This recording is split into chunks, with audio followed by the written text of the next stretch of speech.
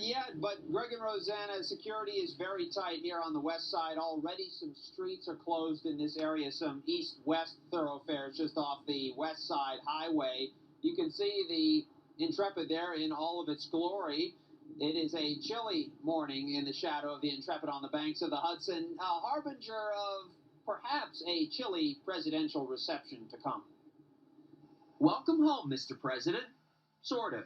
New York City isn't exactly rolling out the red carpet for its native son. Thousands of protesters will gather across the city to voice their opposition to President Trump. At 2 this afternoon, demonstrators are expected at DeWitt Clinton Park on the west side. Then at 3, the group Rise and Resist plans a protest at 44th Street and 12th Avenue in the shadow of the Intrepid, where the president concludes his day.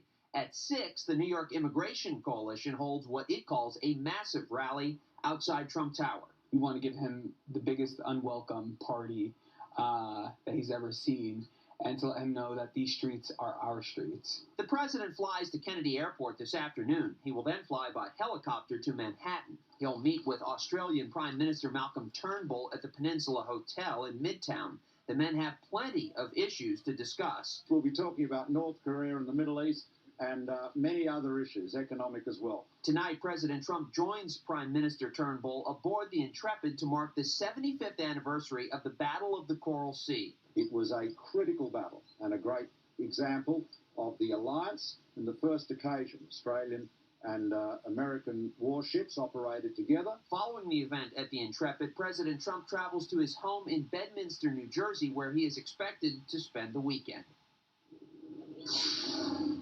We rotated the camera about 180 degrees so we could give you a sense of what the traffic is looking like. This is pretty much status quo for a morning rush hour here on 12th Avenue, but this will get a whole lot worse later on today when the president comes to town. You can already see the barricades that are up there on the east side of 12th Avenue. I mentioned some of the cross streets over here are closed. They're already off limits to traffic even at this hour of the day. We don't know precisely what route the presidential motorcade will take, but suffice it to say, the FDR Drive on the other side of town, the West Side Highway on this side of town, those will be particularly bad later on today.